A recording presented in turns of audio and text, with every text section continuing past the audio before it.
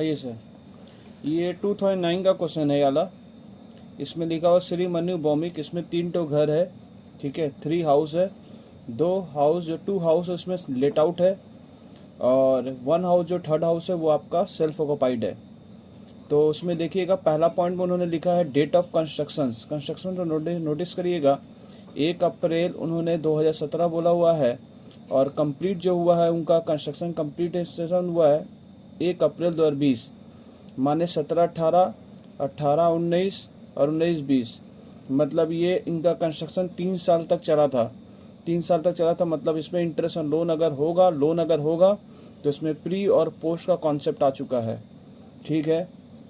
House 2 में भी same case है, आपका 98 से है, ऑन और आफ्टर बोला गया था उसमें 5 जून 1998, और कंप्लीटेशन हुआ है 15 फरवरी 2001 में।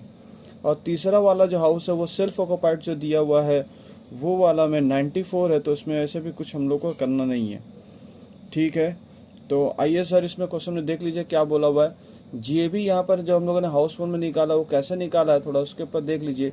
जीएबी का यहाँ नोट्स मैंने यहाँ यूज़ किया हूँ, तो ये नोट्स देख लीजिएगा, हम लोग का नोट्स है RER 1,80,000 है। आपका जो एक्चुअल एंड रिसीव दिया हुआ ना उसमें देखिएगा क्वेश्चन में वैकेंसी वहाँ 2 महीने का माइनस किया हुआ है। एक्चुअल एंड रिसीव से हम लोग अनरियलाइज्ड माइनस करते हैं, और वो जो 1,60,000 रुपये दे रहा है वो 10 महीने का दिया हुआ है।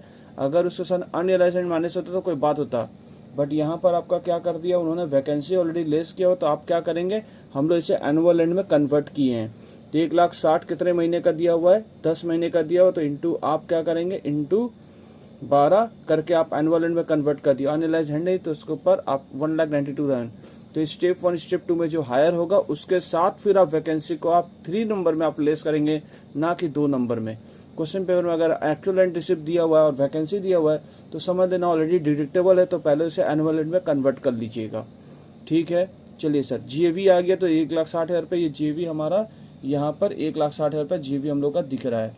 उसके साथ अब हम लोग म्यूनसिपल टैक्स लेस करेंगे, तो म्यूनसिपल टैक्स आपको जो दिया हुआ है वो ग्रॉस म्यूनसिपल वैल्यू दिया हुआ है, इसलिए हम लोगों ने 90/100 किया। तो पहले हम लोग नेट म्यूनसिपल वैल्यू लाए, उसके ऊपर अगर 12% आप मारिएगा तो अब देखिएगा 19,440 रुपये दिख जाएगा।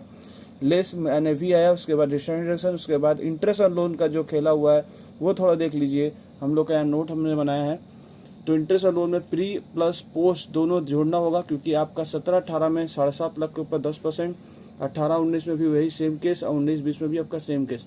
कुल मिलाकर आपका प्री में आपने इंटरेस्ट जो भरा वो 2,25,000 पर, उसका 1/5 आप करंट ईयर में यानी प्रीवियस ईयर में आप लेंगे 21-22 में, और इस साल भी जो इंटरेस्ट आप पे कर रहे हो वो भी आपको जोड़ना पड़ेगा। तो कुल मिलाकर कितना हुआ प्री इंटरेस्ट और लोन, 1,20,000 रुपये, ये आपका 1,20,000 रुपये यहाँ डिडक्टेबल हुआ। तो प्री प्लस पोस्ट का कॉन्सेप्ट है, इसको माइनस कर तो हमारा आंसर ये हाउस 1 में नेगेटिव आ रहा। हाउस 2 में फिर हम लोगों ने आपका फिर से जीएबी निकालने सिखाया है, तो जीएबी उसमें देख लीजिए कैसे निकाला है। RER उसमें 1,00,000 रुपया है, और ARR जो दिया हुआ है उसमें इस बार वैकेंसी नहीं है, तो आपका एनुअल रेंट है, एनुअल रेंट के संग माइनस करने का नहीं, तो स्टेप 2 में कोई चिंता नहीं है, आपका ARR को एनुअल रेंट ही ट्रीट कर दी हम लोगों ने। तो 2,00,000 रुपया हुआ। स्टेप 1 स्टेप 2 में जो हायर होगा उसको हम लोगों ने जीएवी कर दिया, क्योंकि वैकेंसी कुछ है नहीं।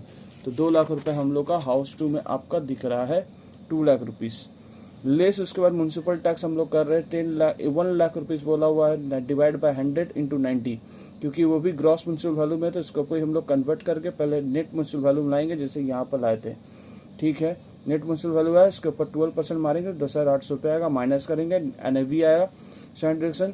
यहाँ पर इंटरेस्ट और लोन हम लोग का क्वेश्चन में लोन ही नहीं है, तो हम लोग लोन के ऊपर कोई खेला ही नहीं कर रहे हैं, ठीक है।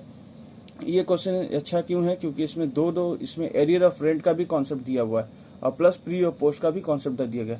सेल्फ ऑक्युपाइड में पूरा का पूरा नील हो गया, इंटरेस्ट और लोन हम लोग का नील है, बिकॉज यहाँ पर कोई लोन उसने लिया ही नहीं है, तो उस पर कोई चर्चा ही नहीं करेंगे।